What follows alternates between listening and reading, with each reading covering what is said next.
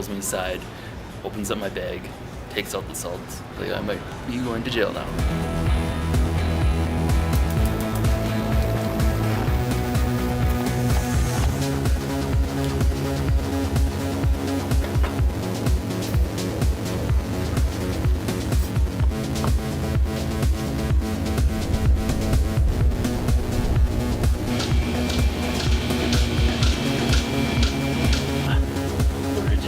Spin yourself on, sit in the back.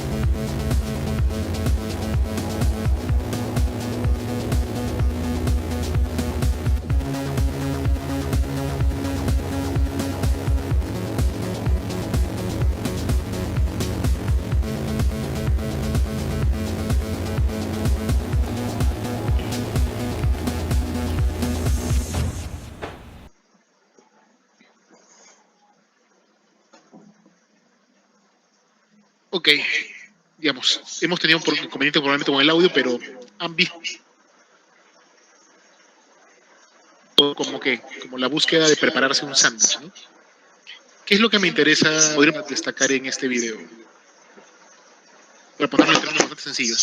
¿Cuánto tiempo, el propio video lo dice, cuánto tiempo le tomó a la persona hacer el sándwich? 6 meses. ¿Cuánto dinero le costó? $1,500.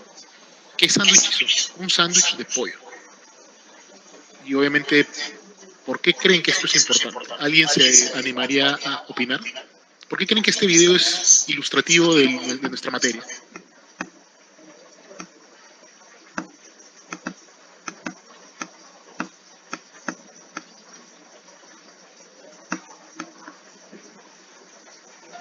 Disculpe, doctor. Sí. Me parece que es importante por el hecho del costo que implica, por la operación que conlleva finalmente sacar un producto y repartir la necesidad. Estoy de acuerdo con que demuestra muy claramente el tema del costo, y eso es un tema importante. Pero hay algo más importante aún.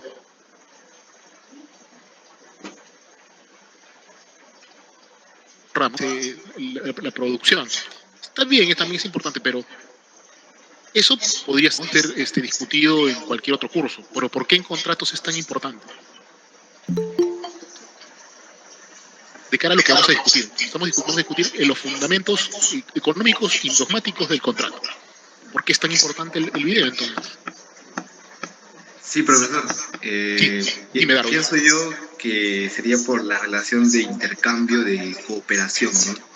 Yo a veces por mí mismo no puedo satisfacer mi interés y por ello tengo que verme forzado a limitar mi libertad para en lo posterior fecho, ¿no? Con ese bien con la ayuda de otro. Correcto. Esa explicación que ha dado Darwin es una explicación que normalmente se da desde un punto de vista dogmático, por ejemplo, en obligaciones. O sea, la cooperación es el presupuesto fáctico de la relación obligatoria y por lo tanto se requiere. No niego que eso sea cierto y tampoco niego que lo que está comentando Darwin sea exacto, pero veámoslo en términos un poco más profundos. Lo que nos estamos demostrando no solamente es que yo no puedo proveerme por mí mismo del recurso, porque el video demostraría que sí puedo. ¿Correcto, Darwin? Sí. Solamente pueda proveerme. Hay algo más potente ahí metido, que es el transversal a varias cosas de lo que ustedes han mencionado. Buenos días. Que sí, Renzo, dime.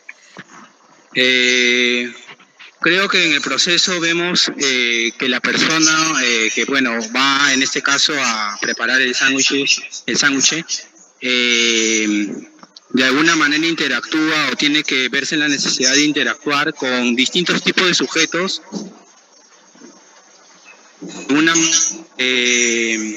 Esa relación hace que haya un sentido de prestación y contraprestación, Sí, dinámica en todo el proceso, ¿no?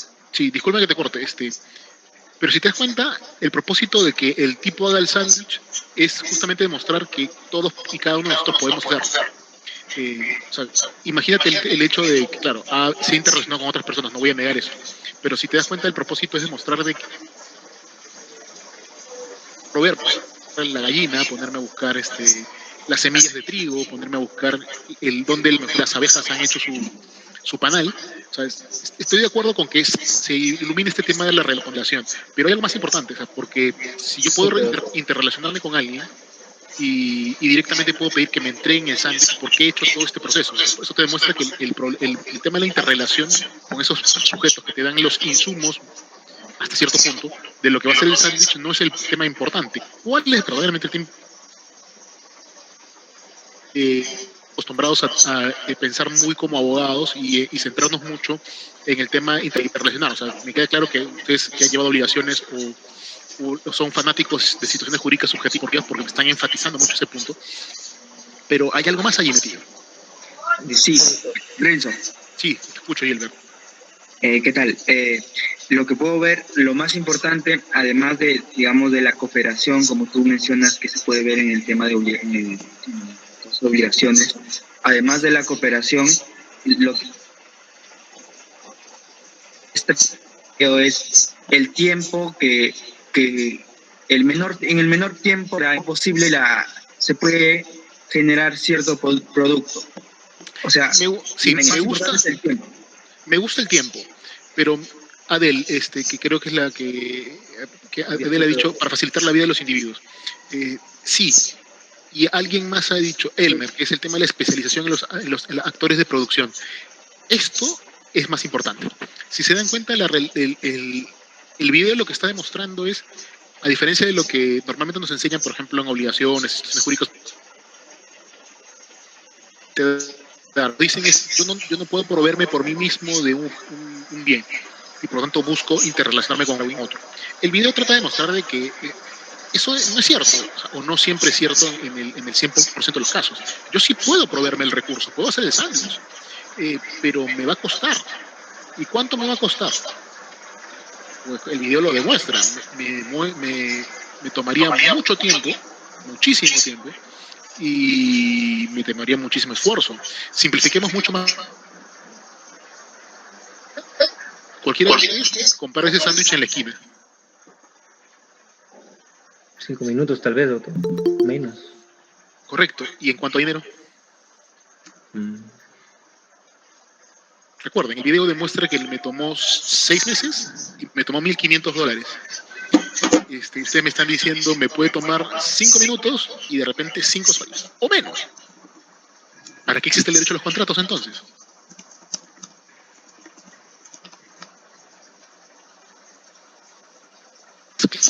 Claro, tener para explicarles este punto, que es tan importante. El derecho a los contratos, entonces, ¿para qué existe? Sí, yo sé que pueden decir para satisfacer las necesidades de las personas, pero esa afirmación, aun cuando recoja un elemento importante, puede predicarse respecto de cualquier estructura jurídica. Por ejemplo, ¿para qué existe la propiedad? Bueno, para facilitar la vida de las personas. ¿Para qué existe el derecho constitucional? Para facilitar la vida en sociedad. ¿Para qué existe el derecho penal? Para facilitar que las personas no nos matemos recíprocamente en esta vida en sociedad, y así sucesivamente. O sea, todos los derechos o todas las ramas de la vida, o sea, estamos de acuerdo con que el ser humano termina siendo un eje transversal del derecho, pero parece ser que aquí en el derecho contractual hay un énfasis un poco más claro, y es un elemento de bastante carácter económico. Fiorella dice para minimizar los costos de transacción, y yo podría decir lo mismo respecto a cualquier rama del derecho también. Por ejemplo, el derecho de propiedad, que logra minimizar los costos de transacción y permite internalizar las externalidades. Lo mismo pasa con las demás armas. Insistir en este punto, que estas frases que ya han escuchado muchas veces, no niego que recojan una parcela importante de verdad, pero son respuestas parciales, no recogen el elemento medular. El derecho a los contratos, si me permiten ahora decirlo, creo yo sirve para cumplir 2 o 3 objetivos en paralelo. Y obviamente después veremos si esos objetivos en paralelo pueden ser reconstruidos como una única macrofinalidad, ¿no?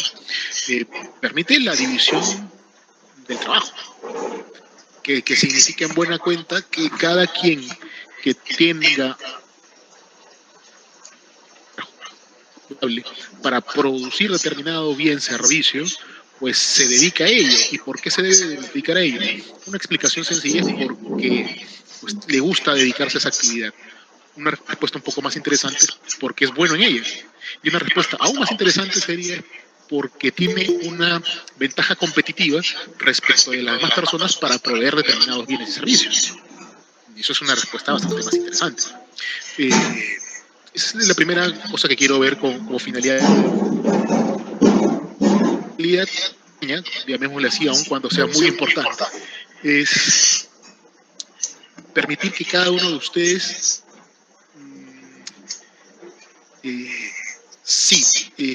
intercambie aquellos recursos que, según el primer punto que hemos discutido, están en mejor capacidad de producir o elaborar.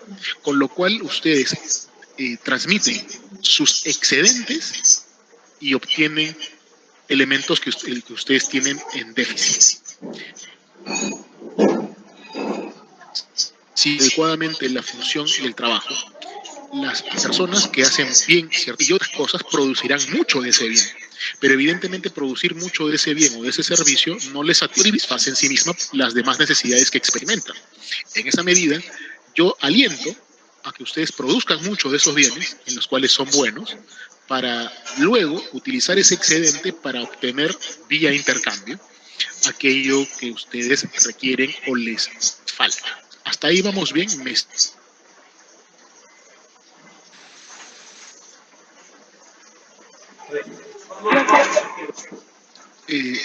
Perfecto, sigo ya. Y algo más. Hay una tercera cuestión muy pequeña en cuanto a la macrofinalidad, que es la que creo que tiene el derecho a los contratos, que permite jugar con el factor tiempo. Y eso es algo fundamental. Dense cuenta, en materia de contratos, normalmente ustedes no solamente intercambian bienes y servicios que ustedes ya obtienen o que ya tienen, sino que muchas prometen cosas que todavía no tienen o que es posible que no tengan nunca. Y sin embargo producen intercambios sobre esos bienes o servicios, a pesar de que, insisto, no existan, y es posible que nunca existan. Si se dan cuenta, el derecho a los contratos en esa situación, ¿qué está haciendo? Está multiplicando el factor de creación y producción de recursos y está alentando el intercambio de estos bienes todavía no existentes para favorecer la satisfacción de necesidades humanas que puede que no existan hoy, pero que previsiblemente hoy no tener hambre, pero saben que dentro de un día, 2 días, etcétera, tendrán ausencia de comida en su domicilio y por tanto requerirán que alguien les provea de esa comida. Si ustedes celebran un contrato una tienda para que les provea de manera semanal alimentos, pues ustedes tendrán el día lunes el alimento nuevo que requerirán para una semana adicional en su casa. Si se dan cuenta, antes en el momento de la celebración del contrato, esos bienes en la mente de los operadores jurídicos involucrados la producción de la misma. Pero dado que ustedes han comprometido a intercambiar este recurso o obtenerlo mañana, dentro de 3 días, en ejemplo, pues mágicamente se ha elaborado esos recursos que probablemente nunca se hubieran elaborado en la medida de que no hubiera la exigencia de parte de ustedes, y de esa manera la sociedad ha permitido el desplazamiento de patrimonio, de recursos, de un sujeto que tiene excedentes de esos recursos.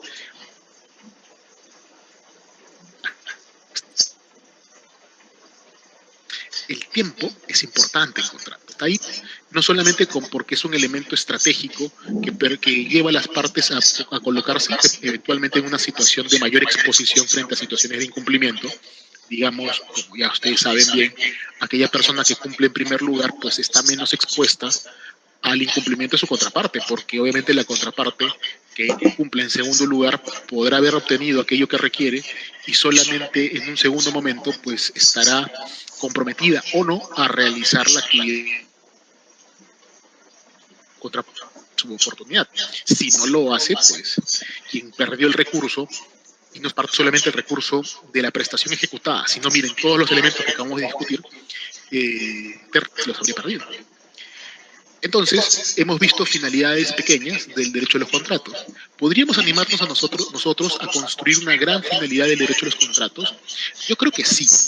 Y yo creo que la gran finalidad del derecho a los contratos podría ser graficada como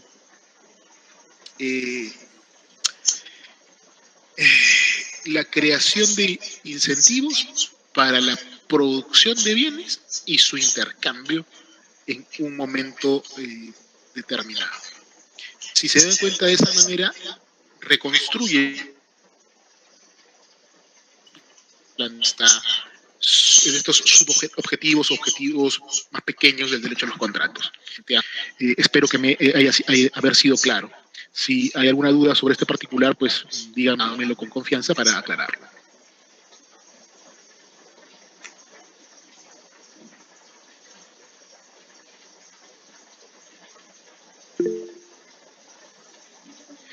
Si hemos entendido esto, y espero que haya sido así, por lo menos la participación de varios de ustedes, así me hecho muy interesante, y que si se dan cuenta tiene una aplicación continua tanto de elementos jurídicos en sentido estricto. Pienso yo fundamentalmente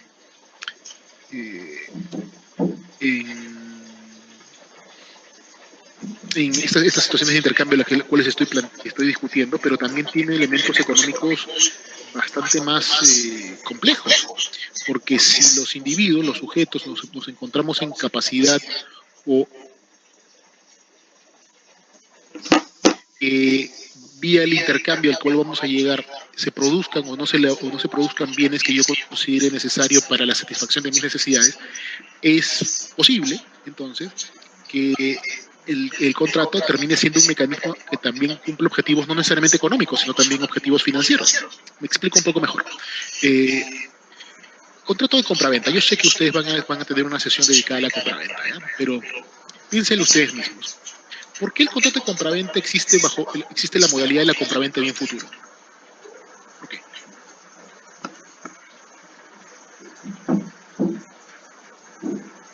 ¿Te interesa adquirir mañana un bien? Sí, es cierto, pero eso explicaría solamente desde la parte del acreedor, el comprador, por qué existe este contrato, pero no explicaría desde el punto de vista del vendedor por qué se creó esta submodalidad de contrato de compraventa. Entonces tengamos en cuenta esta situación. Piensen un segundo y se darán cuenta de la hermosa realidad. Y si es que no se dan cuenta de ello todavía, les planteo solamente un par de preguntas. En un contrato de compraventa de bien futuro, pregunta, ¿el bien es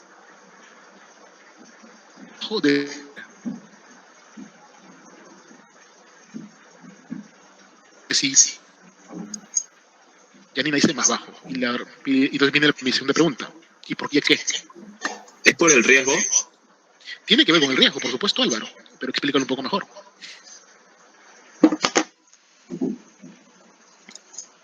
Bueno, porque usted justamente estaba mencionando de que obviamente si en caso se pacta un contrato, ello no implica que de verdad se llegue a cumplir, ¿no? Asumamos que sí se va a cumplir. Asumamos. ¿No? Digamos que eliminemos el factor de un riesgo del incumplimiento de la ecuación. ¿Por qué existiría este contrato?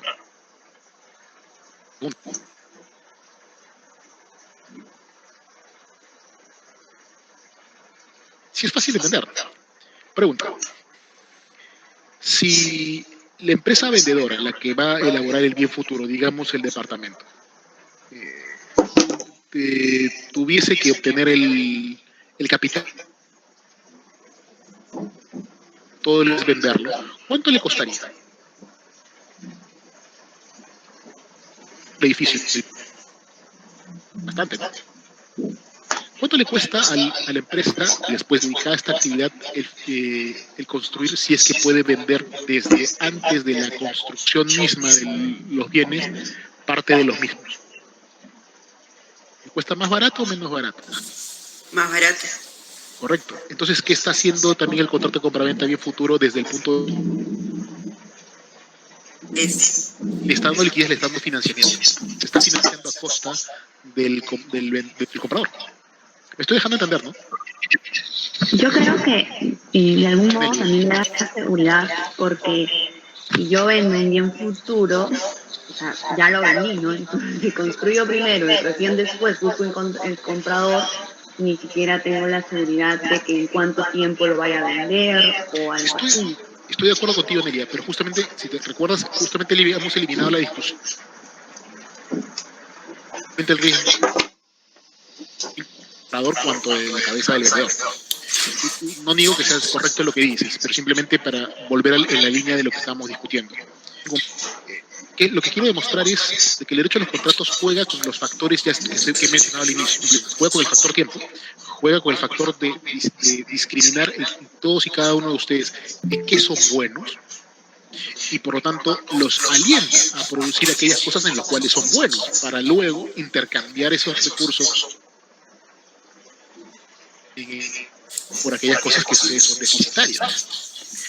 Piénsenlo ustedes mismos. Excelente. Ustedes van a ser abogados.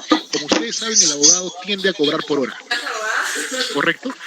Si el abogado tiende a cobrar por hora, significa que mientras más horas les dedique el abogado a su actividad, más ganará. Si el abogado, por tanto, le dedica poco tiempo a su actividad, ganará menos dinero.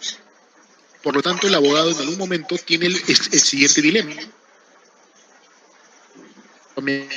Ser abogado, o le dedico más tiempo, por ejemplo, a estar en mi casa limpiando la casa, ordenando actividad de la casa, y va a llegar a la no sorprendente realidad de que se dará cuenta de que es más valioso que él esté más tiempo dedicándole, por ejemplo, respondiendo correos electrónicos, haciendo llamadas, que limpiando la casa o preparándose la comida. ¿Estamos de acuerdo en eso todos?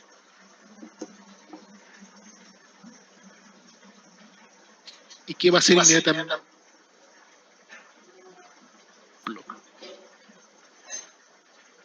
Necesitará todavía que la casa esté limpia y ordenada y tener comida. ¿Qué va a hacer? Contrata un servicio. Los contratos es interesante porque de esa manera, Cecilia, tú te das cuenta, motiva a alguien, en mi ejemplo, al abogado, a seguir trabajando en aquello que es bueno, por supuesto, para producir más recursos, que son el subproducto de lo que el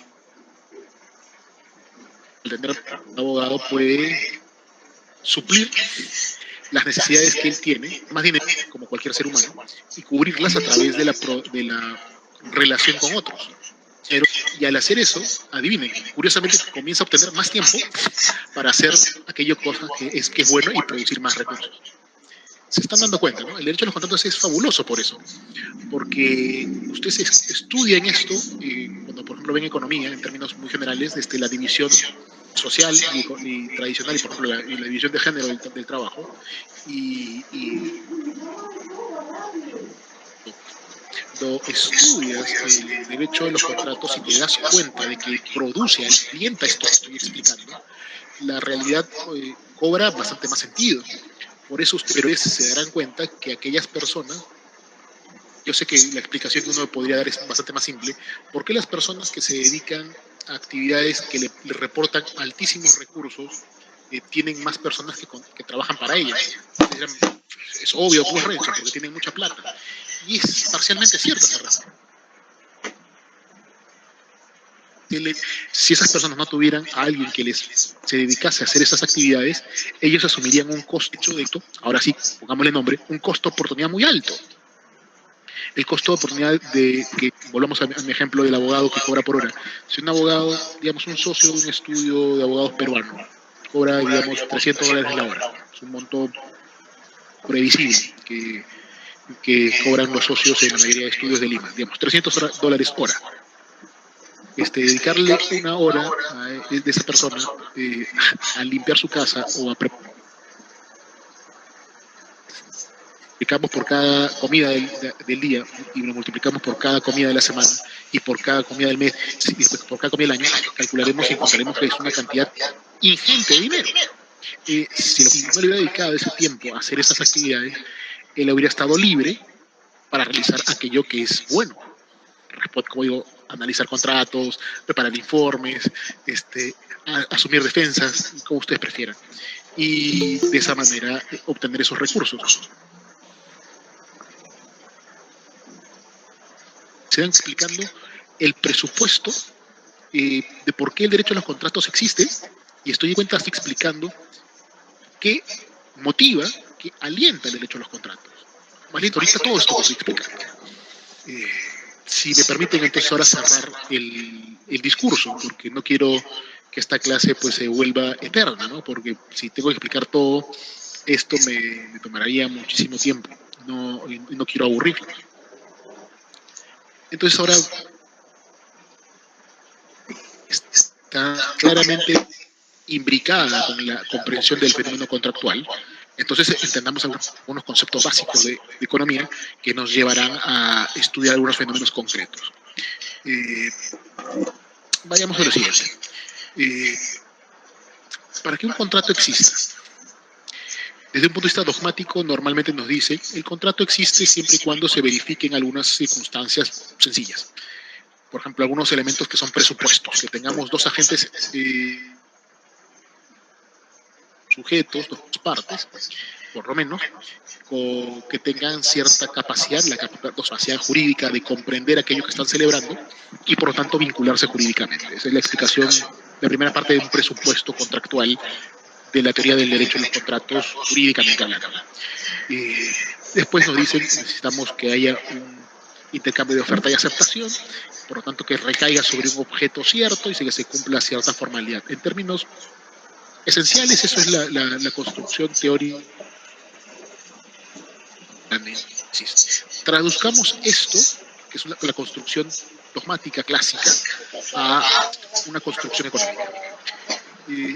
Las partes obviamente van a subsistir, van a mantenerse, se requiere que existan partes.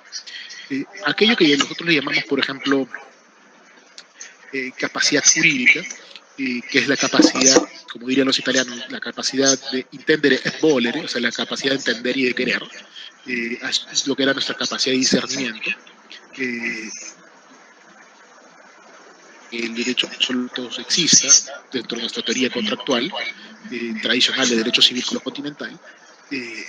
Si lo traducimos en términos económicos, es el concepto de racionalidad económica. Así como el derecho tiene una construcción modelo de ser humano, que es la construcción del buen padre de familia, el honesto y ordenado comerciante y similares, el derecho, porque la economía tiene un modelo de ser humano, es este modelo del homo economicus. Si un buen padre de familia es diligente, esforzarse por obtener cierta información para de esa manera tomar una decisión adecuada, Esto en derecho, en economía es algo similar. La racionalidad económica se sustenta en ciertas ideas que son, por ejemplo, la idea de, número uno, orden estable de preferencias. ¿Qué significa eso? Que ustedes, por ejemplo, prefieren comer una manzana a comer un plátano y prefieren un plátano a comer una naranja.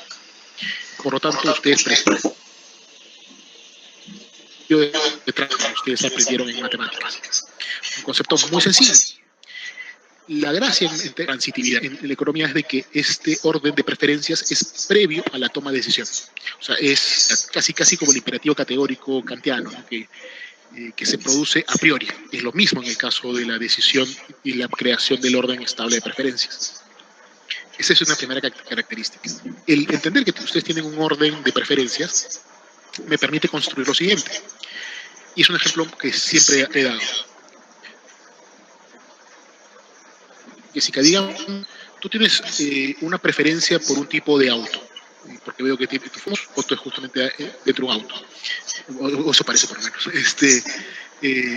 Digamos, tienes una preferencia por los BMW. Jessica, ¿te puedes comprar un BMW hoy?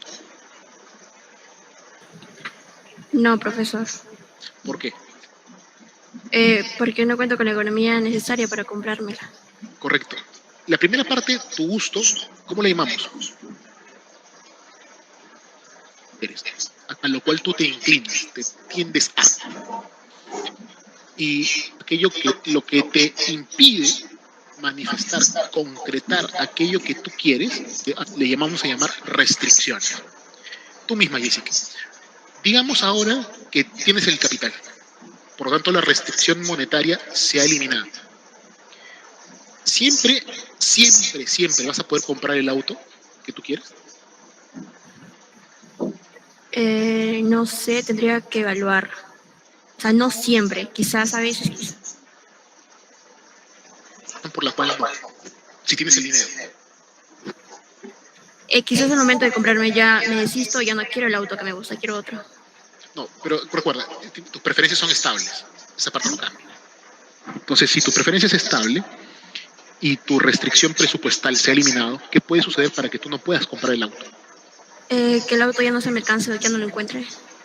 Correcto, puede ser una restricción de carácter comercial. Es simple y llanamente se agotó. Ya no hay más. Ahora, la restricción presupuestal eliminó tu restricción comercial. O sea, va a decir, hay suficiente cantidad de autos. ¿Habría alguna razón que te impediría a ti comprarte el auto? Viendo así, ya no. ¿Estás segura? ¿Siempre vas a poder comprar lo que tú quieres? A pesar de que tengas el dinero y a pesar de que existan bienes de lo que quieres. No, pueden llegar a existir otros factores. Por ejemplo, ya puedo, por ejemplo, necesitar el dinero para otra cosa. Una restricción subjetiva, muy individual, que es, ha surgido una necesidad pues aún más fuerte, y tienes absoluta razón, Jessica. Pero pueden haber otras razones, y ya algunos de ustedes las comentaban. De repente el derecho interviene y dice que este producto por alguna razón ha salido del mercado. Existe el bien, pero ya no se puede vender. Digamos un bloqueo comercial, de esto que de cuando en cuando suceden en el mundo. Impediría tu compra, ¿correcto, Jessica? Sí. Tus preferencias son de muy variada naturaleza. Y son naturalezas económicas, legales, subjetivas, comerciales, o sea, existen multiplicidad de restricciones. Y ahora viene la pregunta del millón, ya voy a dejar ahí ese un ratito. ¿Alguien se anima? Por ejemplo, voy a decir la Mélida. Mélida, entonces, ¿qué es más importante para tus decisiones? ¿Tus preferencias o tus restricciones?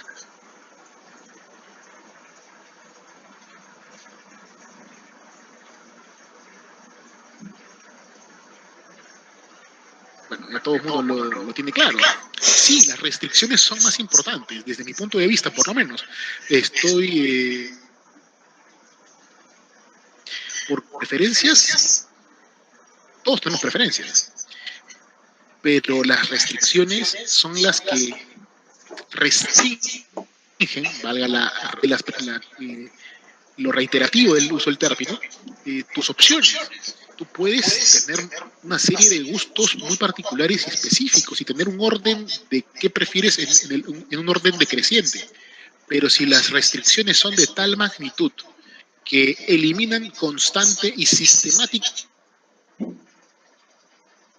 puedes decidir, es solamente nominal, no es real, no es sustancial. ¿Me he dejado entender hasta ahí con todos? ¿Y por qué este tema de preferencias y restricciones es tan importante para el derecho a los contratos? Porque ahora incorporemos una variable más, que es el riesgo. Dentro del problema de las preferencias y restricciones está el riesgo. Como ustedes serán inclinados a tomar riesgos y habrán otros que no los tengan. Que me explico un poco mejor. Algunos de ustedes serán muy temerosos, serán los ¿qué pasaría si? Y obviamente lo que ustedes quieran llenar como para completar la frase. Cuando eso suceda, tenemos un enorme problema. Ustedes decidirán solamente celebrar aquellos contratos en los cuales esté casi seguro que van a obtener lo que requieren. Y eso, ¿qué va a hacer? ¿No va a ser más fácil, ser más difícil?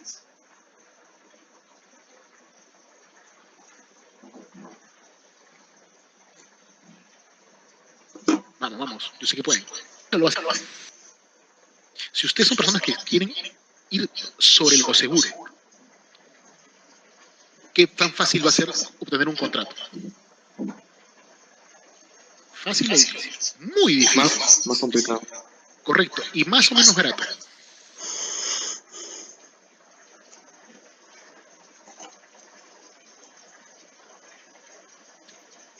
¿El contrato será barato o el contrato será caro? Será caro. Si ustedes, en cambio, son personas que tienden a asumir riesgos, probablemente tengan la posibilidad de celebrar más contratos, pero van a ser contratos más baratos. Volvamos al contrato de compraventa bien futuro. Son contratos que pueden celebrarse ustedes porque alguien está asumiendo el riesgo. Y queda claro que el riesgo lo está asumiendo ¿quién? El comprador en mayor medida.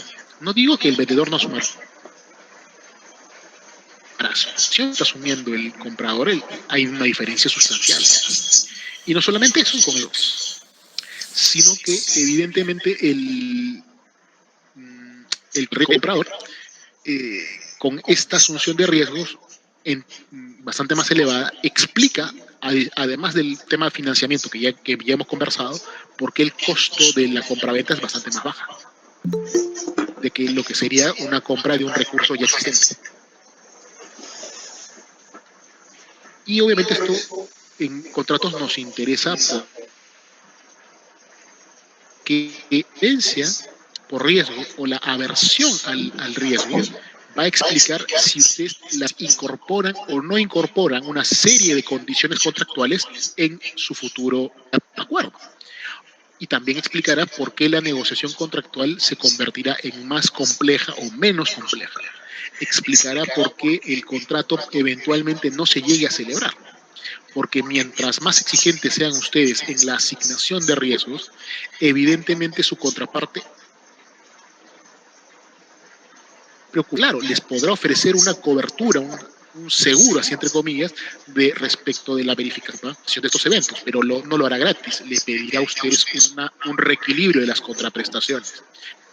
Y eventualmente, si es que ese riesgo le parece excesivo a la contraparte de ustedes, pues no se celebrará el contrato definitivo. Y esto nos va a llevar, si me permiten ahora, a otras discusiones. ¿A qué discusiones nos va a llevar? A la discusión del contrato perfecto. Sí, yo podría decir, como se dice clásicamente, que el contrato perfecto se informa en teoría económica, el contrato perfecto no existe porque los costos de su elaboración son correctos y prohibitivos, son tan elevados que no valen la pena. Estoy de acuerdo en eso, no voy a decir que eso está mal, pero lo que sí voy a decir es, piénsenlo ahora, el contrato perfecto es simple y llanamente una ilusión respecto de lo que ustedes creen que es el riesgo tolerable o intolerable para una parte. Aquella parte que considere intolerable perfecto será absolutamente detallado. Para aquella parte que considera tolerable asumir cierto nivel de riesgo, el contrato será menos detallado. ¿Por qué? Porque ¿para qué asumir un costo cuando ese costo me parece tolerable asumirlo? Me explico un poco mejor. Todo riesgo supone al final del día un costo. Por ejemplo, el costo de incertidumbre. El costo de llenar de contenido ese aspecto gaseoso o ambiguo o no regulado mañana cuando se manifieste a precisar el caso. Volvamos a nuestra hermosa realidad, así como con el video de Andy George, que es el video con el cual iniciamos este discurso.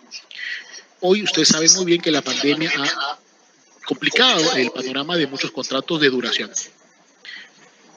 Pregunta tonta. Las partes en el momento en que celebraron estos contratos,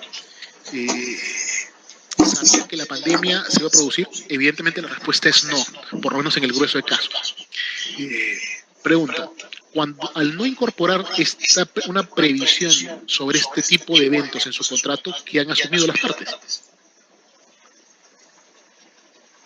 Han asumido por lo menos dos cosas. El riesgo de que el evento suceda y no haya una regla por defecto, que es lo que ha pasado para el grueso de casos. Y por lo tanto han asumido ¿qué cosa? El costo. ¿Qué costo? El costo de, uno, renegociar el contrato, o el costo de solucionar la ambigüedad vía judicial o jurisdiccional, si ustedes prefieren, para incluir mecanismos como el arbitraje. Las partes hacen un análisis de costo-beneficio. El riesgo de cualquier ese mismo análisis de beneficio. ¿Cómo así? Algo muy sencillo, muy claro. De costo. Yo mensuro la probabilidad de verificación exacta del riesgo que yo quiero o no quiero regular y multiplico esa probabilidad de ocurrencia por el costo o beneficio esperado de lo que generará ese evento. Por ejemplo, si es que el evento, el riesgo, es un riesgo perjudicial para mí, diré, ¿cuál es la probabilidad de ocurrencia de este evento? 10%. ¿Cuál es el daño que puede por ciento de 10? Entonces el costo esperado de este evento mañana para mí es 10. Y lo mismo puedo hacer con el beneficio. Exactamente el mismo ejercicio. Y yo al final del día, ¿qué hago? Hago una comparación entre el costo o el beneficio esperado del riesgo y lo comparo con el costo que me supondría la negociación en su momento de estas condiciones. Si el costo de negociación es más bajo que el costo o el beneficio esperado anexo a esto, probablemente lo negocie. Y si el costo de la negociación es más alto que este costo o beneficio esperado, pues es previsible que no lo haga. Y esto me lleva, salvo alguna pregunta, a que las no adecuadas riesgos de manera anticipada. Porque, ¿qué prefieren? El riesgo de asumir este costo o este beneficio, que es una probabilidad, o la certeza de gastar tanto o cuánto dinero en negociación. Si se dan cuenta, es la comparación entre la probabilidad de gastar mañana X y la certeza de gastar hoy X. La mayoría de personas, ¿qué elegirá?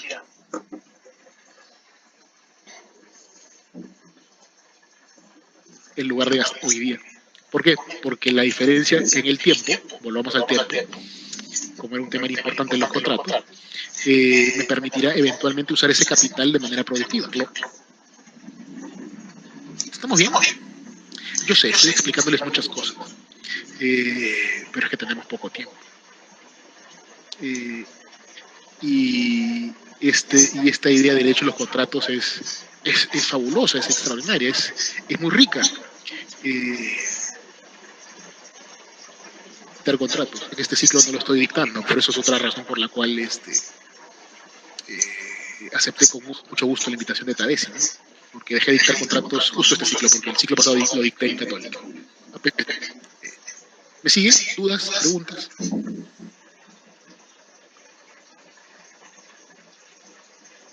Profesor, ¿cómo estás? Tengo una pregunta. Normalmente las personas, no sé, cuando contratamos, ¿no?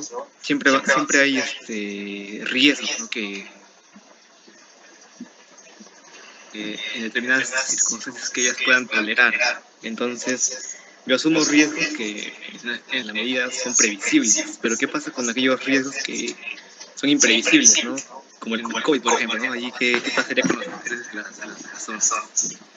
Correcto, es que depende mucho de cómo quieres analizar el mundo. Esto es algo que tendría que analizarse muy adelante, que obviamente no me toca a mí dictarlo, que es el tema de alteración de las circunstancias que tú bien estás intuyendo.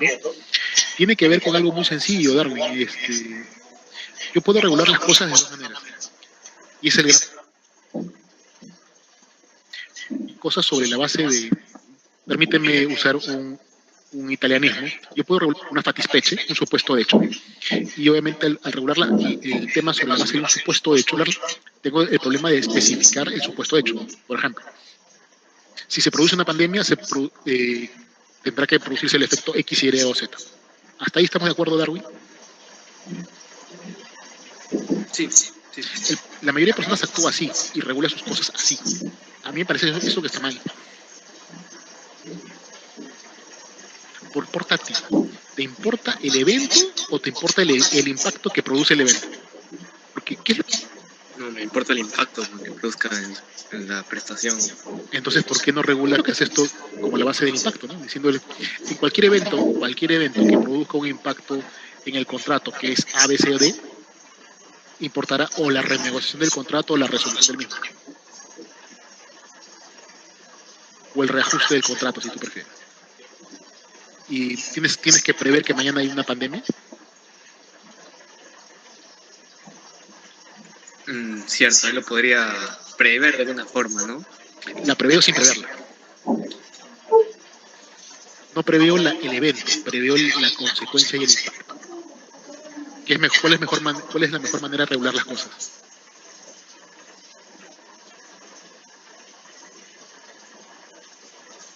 Prever el impacto. Correcto. Pero con eso nos tumbamos la mitad de la clase de excesión universal de la prestación.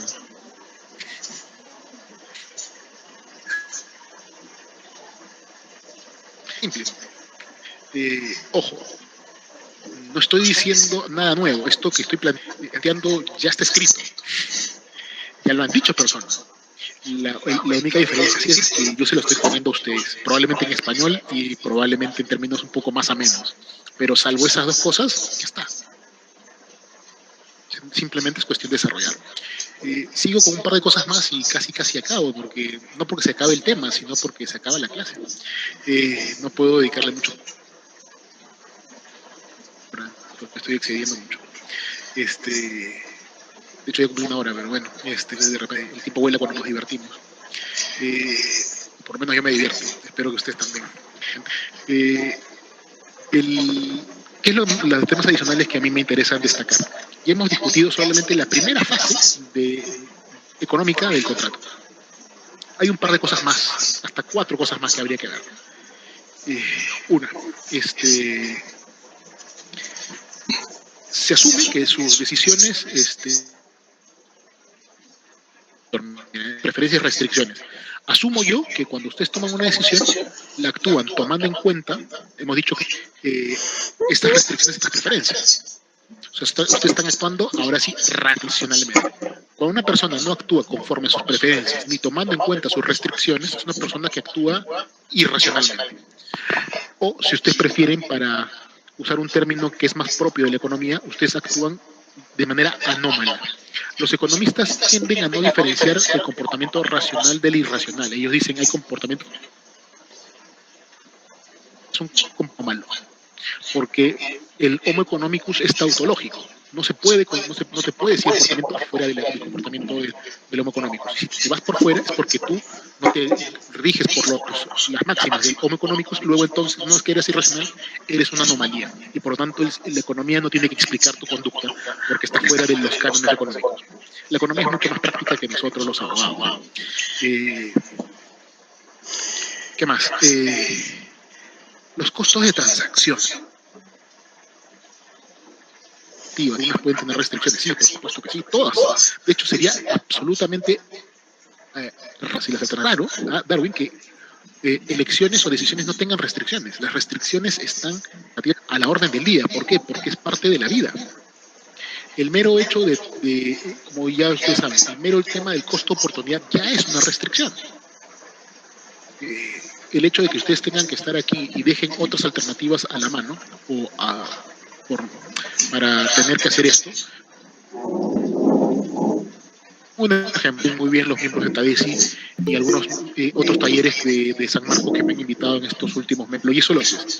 Yo tengo en este momento una restricción que no es tiempo. La restricción se llama, lo sabe Mael, que es mi hijito, que ha nacido hace algunos meses. Entonces, obviamente, yo tengo que equilibrar mi tiempo para poder hacer las cosas que me gustan, como dictar clases, esta sesión, por ejemplo, y no dejar a mi hijo solo, ¿no? Entonces, obviamente, tengo que equilibrar. Es una restricción. Una restricción querida, por supuesto, pero es una restricción. Siempre hay una restricción. ¿Qué más? Bueno, esta parte es la más curiosa, ¿ya? Este tema de la ausencia de costos de transacción. La mayoría de personas tiende a igualar los costos de transacción como los costos de contratar. Eso es un error. Los costos de transacción no solamente son los costos de contratar. Sí, es cierto, los costos de contratar son costos de transacción, estoy de acuerdo en eso. Pero los costos de transacción, costo de contratar, hay elementos que ustedes tienen que asumir como costo de transacción fuera del marco del derecho a los contratos. Les pongo un ejemplo tonto. Cuando ustedes deciden, el tema que voy a tratar en EFAJA dentro de unas 2 semanas, me parece, cuando interprete el séptimo pleno casatorio, es cuando ustedes decidan inscribir o no inscribir su predio, cuando ustedes decidan qué mecanismo de oponibilidad van a utilizar para hacer valer su propiedad, ustedes están tomando en cuenta costos de transacción. ¿Qué te demuestra eso? Que los costos de transacción se producen más allá del campo de la contratación y que tienen que ver con la implementación de implementos o de acción. Ustedes asumen costos de transacción. Pueden ser desde el costo de transacción de si inscribo o no inscribo mi propiedad, el costo de transacción si elevo o no elevo escritura pública, mi titularidad sobre el bien, en la compra-venta me refiero, o a la donación o a lo que corresponda, siempre asumiendo que la formalidad no es ad solemnitatem, por supuesto, y así sucesivamente. Son costos de transacción, son temas importantes. ¿Por qué me interesa este tema de los costos de transacción? Costos de transacción nos van a llevar a entender que hay contratos que se van a celebrar porque los costos de transacción son lo suficientemente bajos para no inhibir un acuerdo, y hay contratos que no se van a celebrar porque los costos de transacción son demasiado elevados. Ejemplo tonto. ¿Quién de ustedes ha tenido una disputa en la cual asesore, espero solamente legalmente y no como persona involucrada en el problema, es la negociación en temas de familia o en temas de sucesiones? Sucesiones, que es uno de mis temas preferidos, debo confesar, en el derecho civil. En este momento justamente soy profesor del curso en Católica, me gusta mucho el curso, debo confesarlo. ¿Cuántas veces los herederos se ponen de acuerdo entre sí cuando hay un problema hereditario? Que alguien me diga cuándo ha tenido un acuerdo de esa naturaleza. Yo soy simplemente civil, patrio y civil. Incluso me gustaría decirme que soy latista, porque también veo societario y competencia y algunas otras cosas más. Entonces, civil me encanta, pero civil es una parte de todo el derecho privado. Probablemente la parte más importante, pero es una parte del derecho privado. Sigamos, ¿ya? Las partes no se ponen de acuerdo en tema hereditario, en tema familia. Es difícil ponerse de acuerdo. Ahí el problema es el tema de costo de transacción. ¿Por qué? Aquí viene el punto. Los costos de transacción pueden ser claramente supeditados a elementos externos. Por ejemplo, el costo de tiempo, de asesoría legal y de búsqueda de información. Y después incorporemos el costo de la decisión en sí. Y como hemos visto previamente, hay preferencias y restricciones, y las preferencias y restricciones son tomadas en consideración al momento de decidir. Por lo tanto, también se pueden concretizar como costo de transacción. ¿Qué puede pasar aquí? En mayor medida, hacer sufrir a su contraparte que ustedes ganar. O sea, la estrategia del cuasi suicidio, ¿no? Prefiero yo perder plata a que el otro gane algo. Esto es un costo que tiende a elevar sustancialmente la negociación y por lo tanto imposible concretarla. Y hay que tomarlo en cuenta. Mientras los costos de transacción se irán incrementando sobre la base de qué variables, las mencionadas anteriormente. Por ejemplo, si yo soy averso al riesgo, los costos de transacción de información y negociación van a ser muy altos. Los costos de transacción se van incrementando. Si yo soy una persona, simplifico mi control, no me importan mucho las cosas, por lo tanto la negociación tiende a ser más baja y los costos de transacción también suman. Es un tema de juego de equilibrios, en la cual ustedes van a tener que elegir muchas veces. Y casi ya para no aburrirlos mucho, externalidades, que es un tema que también las personas tienden a confundirse muchísimo. Muchas personas dicen que las externalidades son costos no contratados. Ese es otro error, y un error garrafal. Es la teoría económica que está detrás de las externalidades. Por ejemplo, las externalidades, ya, para tranquilizar a Darwin, o sea, sí, costos no contratados, pero es que eso no es su punto, pues, porque los costos de transacción, las externalidades se producen normalmente fuera del campo contractual. Digo normalmente, no significa que exclusivamente. Y adicionalmente, las externalidades tienen que ver con el elemento, con el mero evento de vivir. Te pongo un ejemplo tonto.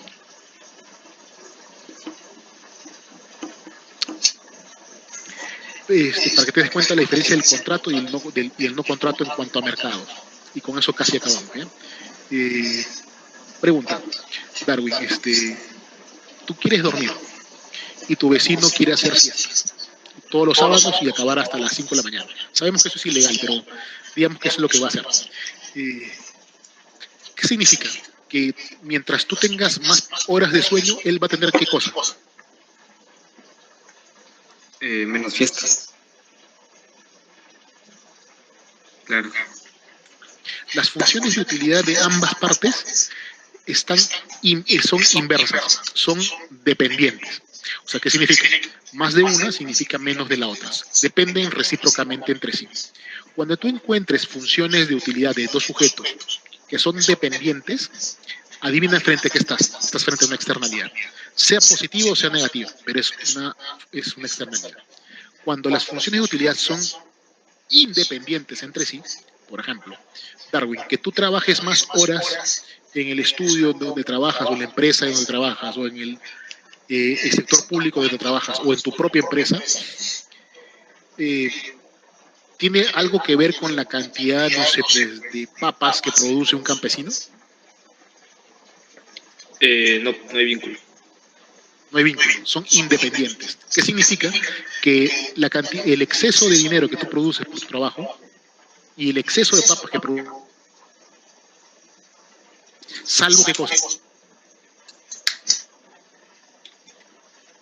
Se le cortó ahí un rato. O sea, para que se intercambie el exceso de dinero que tú produces con tu trabajo, con el exceso de papas que produce con su trabajo el campesino, para que se intercambien, ¿qué se requiere? Un contrato.